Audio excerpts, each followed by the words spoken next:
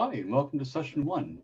In this session, we are going to be working with projects in PhysiCell. In particular, we're going to learn how to work with bundled in sample projects, the most important of which is the template project, how to get a list of all available sample projects, how to populate a project, which means putting all the source files where they belong. We'll take a look at the typical project structure to get you kind of oriented in that project. We'll learn how to modify settings in the XML configuration file, how to compile a project and run it and see where the typical model outputs are placed. And lastly, how to clear out the data and say if you want to rerun your simulation, and then how to reset all together to get back to a clean state. Say if you want to switch from one sample project to a different sample project. So the idea in PhysiCell is that we have sample projects because it's a little insane to start with completely from scratch with 0 lines of code. There'd be a lot to figure out every time you wanted to run.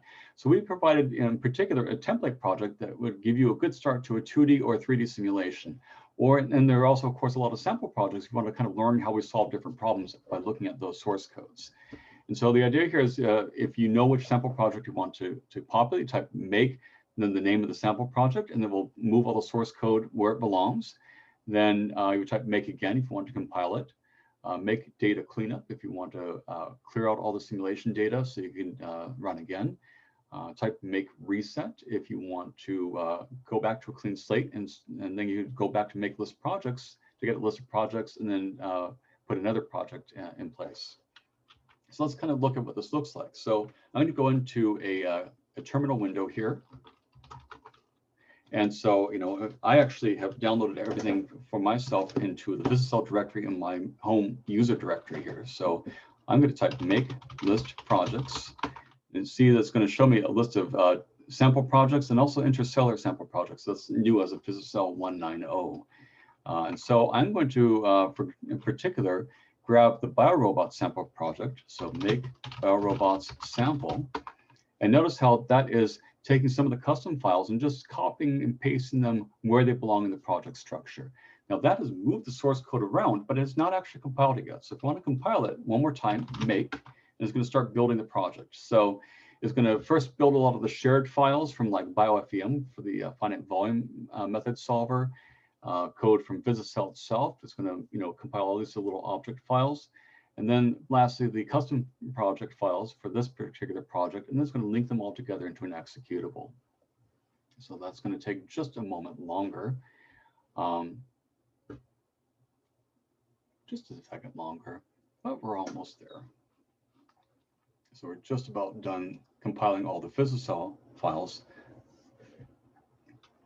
And after modules, then we're going to get to the project-specific code, biorobots code, and now it's linking it all together into an executable, and that is it.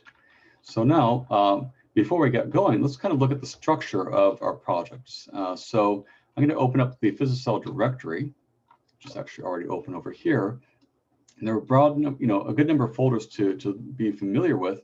Inside of the directory, one we see, for example, is the add-on directory. This is where we save and distribute officially supported add-ons. The first of which was been PhysiBoss, also Live Roadrunner, and kind of a project in progress is the dynamic flux balance analysis model. BioFEM is where we store our finite volume model code. Core, core, and modules, and BioFEM are really the directories that store the core code of PhysiCell itself. So you really do not want to be messing with those particular projects because, as we release new versions of PhysiCell, we're going to update things there. So if anything that you've done there will get wiped out if you upgrade your installation, and you probably should, right? So you want to get all the bug fixes and see, future enhancements. So really, when you're working, the most important things to be working with are going to be main, your main source file. Config is where you store configuration files, and custom modules is where you store custom code for your particular project. So we'll be working with those a lot in the next few days as we go through custom projects.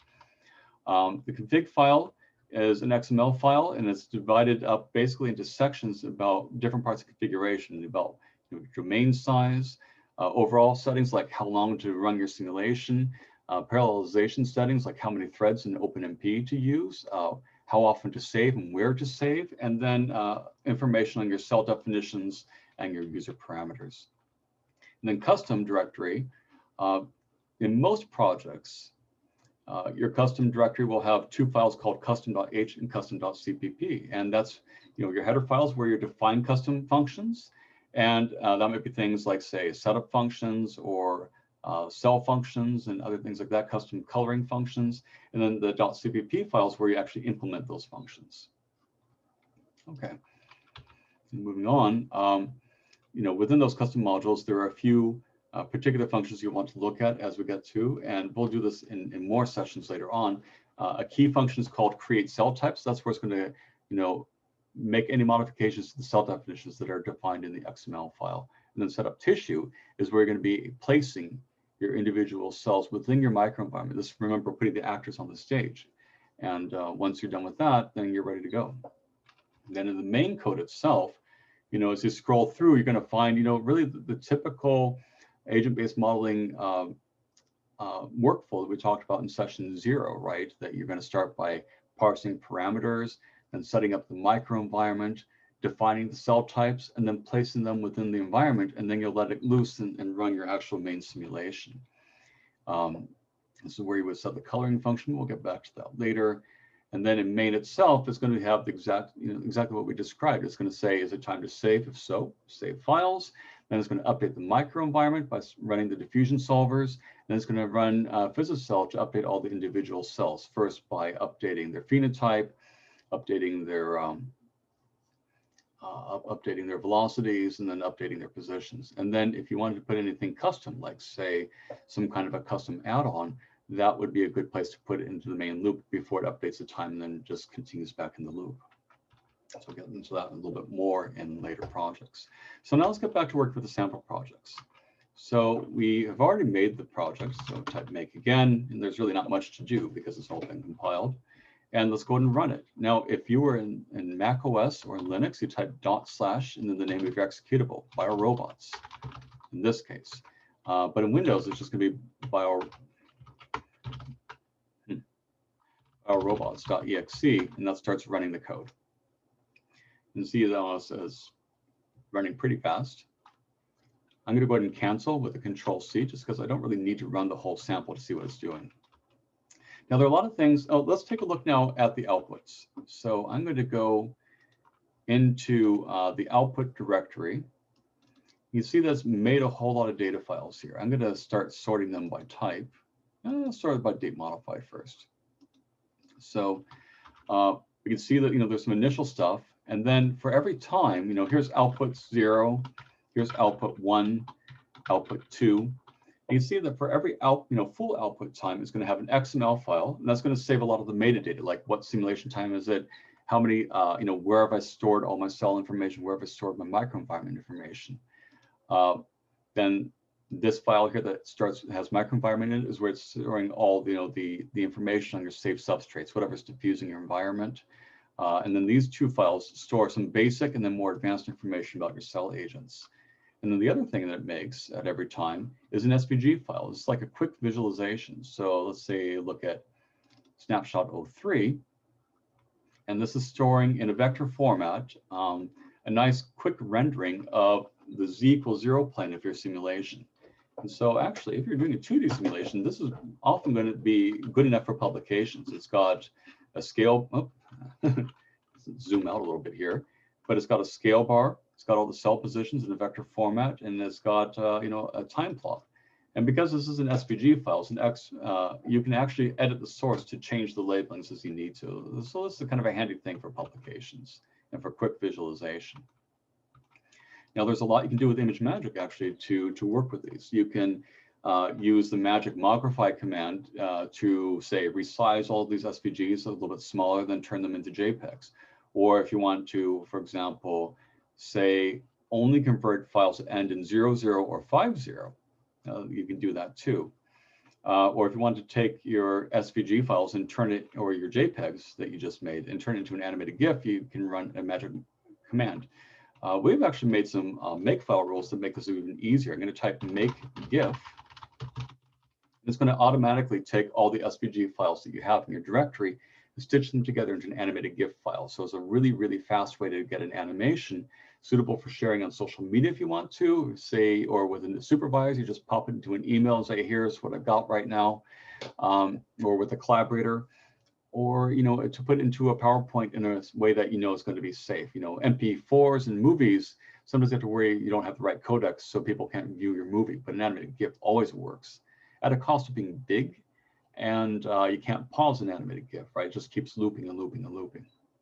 But it's easy, which is certainly a benefit. Now, other things you can do is you can actually make a bunch of portable network graphic files. Those are much more compact and less lossy in the compression. Or you might want to turn it into an MP4 movie. And so here is the full syntax to use FFmpeg to turn these JPEGs that you might generate into an MP4 file. That's a lot to remember, but the nice thing is FFmpeg comes with ImageMagick. So once you install ImageMagick, you're going to have the ability to make animations really, really easily. But we made it a bit easier. We made a rule called make JPEG to turn all the SVGs into JPEGs. Actually, it leaves your SVGs alone and then makes JPEGs out of them. So you don't worry that you're accidentally deleting your SVG files. So you can see here, if I go into my output directory, I'm going to sort by type here now. I've got a whole bunch of JPEGs. Now I can type make movie, and it's going to put those together into an MP4 file. It should be really, really fast. So here's my animated GIF, out.gif. So you can see I have a nice way to loop together my simulation. And I can also look at output.mp4. Now I have a nice MP4 animation, which is suitable for PowerPoint. I can pause it, scroll forward, scroll back. So that's actually quite nice to get a more controllable animation. Okay, so we're done with this simulation. So what else would we want to do? Well, we should probably clean up. So let's type make data cleanup. And so now that output directory is empty. And so we'd be ready to start another simulation, and we would not have to worry about whether we have old or new data in our directory. And if I want to go back to a clean slate to do another project, I type make reset.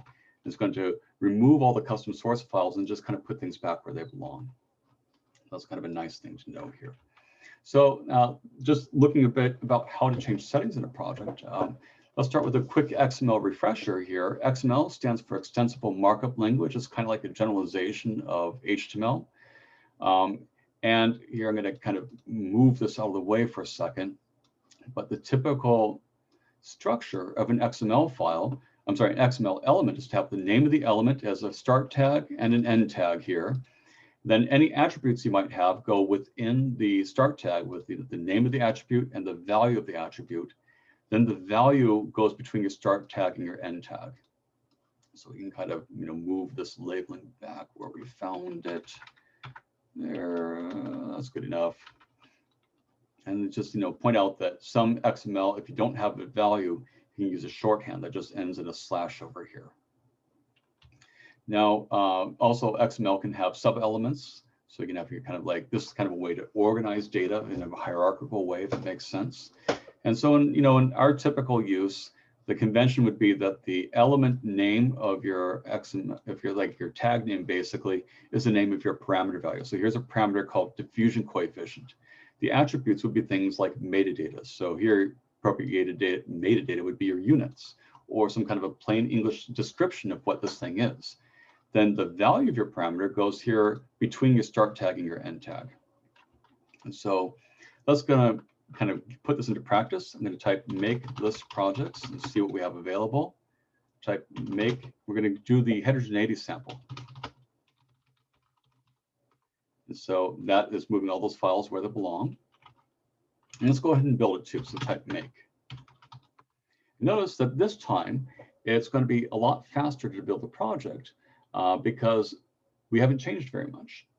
In fact, I don't know why it insisted on recompiling the PhysiCell.cell, but we did put things together and it's all ready to go. So now let's change some of the settings in our XML file so we can kind of change the behavior of the simulation. So we're going to change the maximum simulation time to 2160 minutes. It's a bit shorter.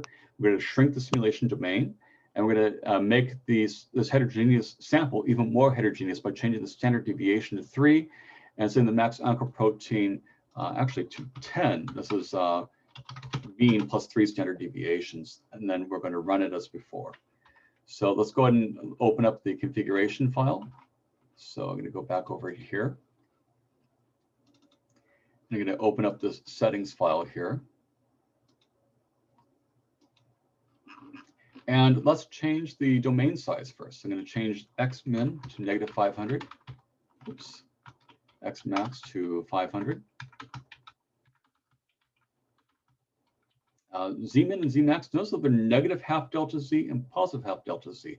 And that's because in PhysiCell, there's actually no such thing as a 2D simulation. A 2D simulation is actually a really, really, really thin 3D simulation that's only 1 voxel thick in the Z dimension. So, you have to pick your Zmin and Zmax be plus or minus half delta Z.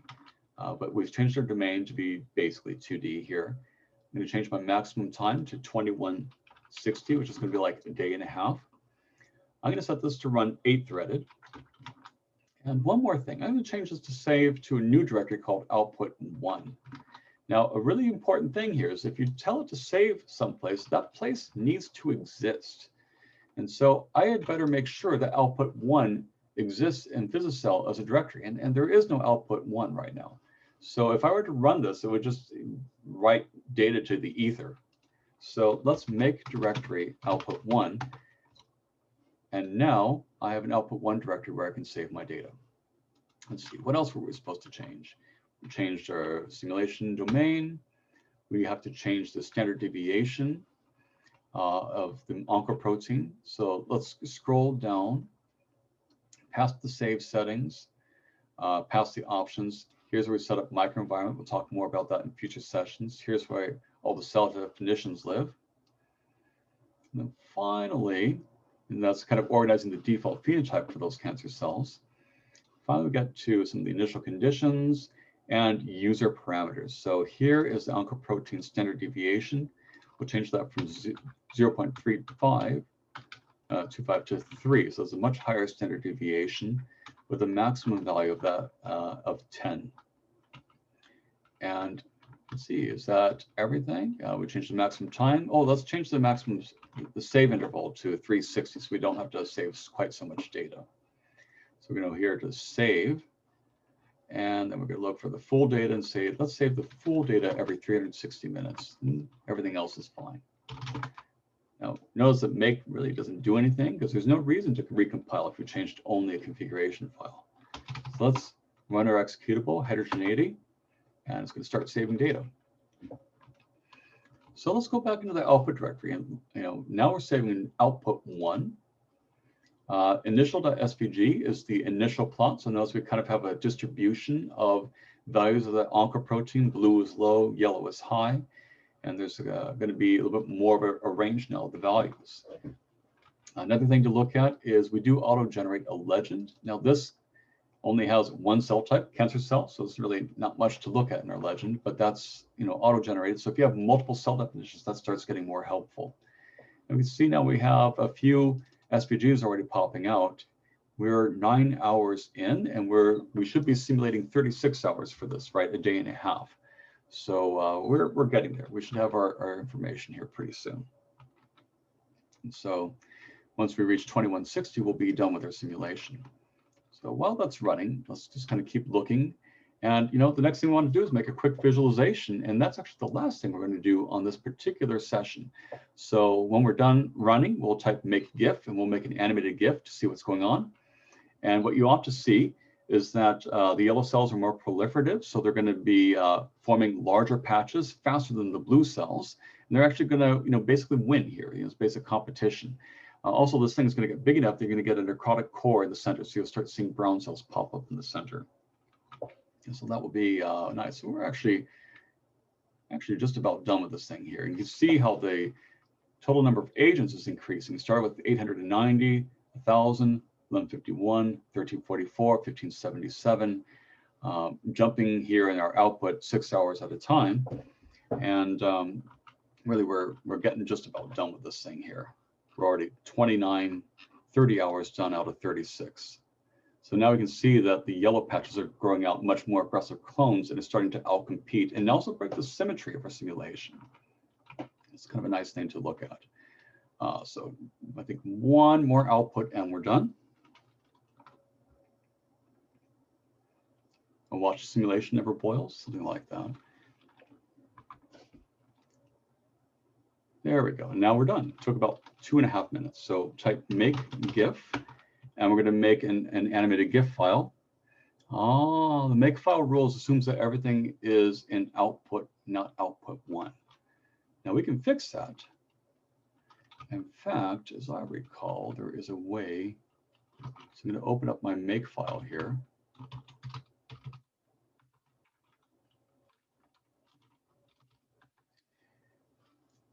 And we can actually, I think, we can actually supply an argument to this if we want to.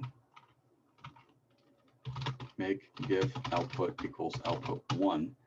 Let's see what happens. Oh yeah, it worked. So now I'm going to make this animated GIF and it's using the correct output directory of output 1. And that'll be done any second now. And we can view an animation of our simulation.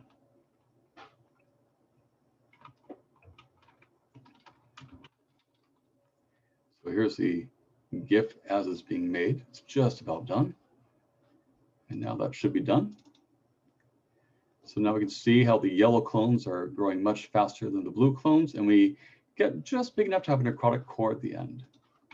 So that really concludes the session here. We learned how to manipulate and work with the projects in PhysiCell, how to get a list of all the available sample projects, how to populate one, that is move all the source files where they belong. We took a brief look at the structure of a PhysiCell project, in particular to know where you should be editing in a project and where you shouldn't be. We learned how to build a project, how to work with the settings, or at least find where they are, how to find the outputs of our model, and how to do some basic manipulation with image magic. And then lastly, how to clean up your data files if you want to do a second run, and how to reset to a blank slate if you want to switch from one project to another. So thanks very much for tuning in to this session, and we'll see you at the next one.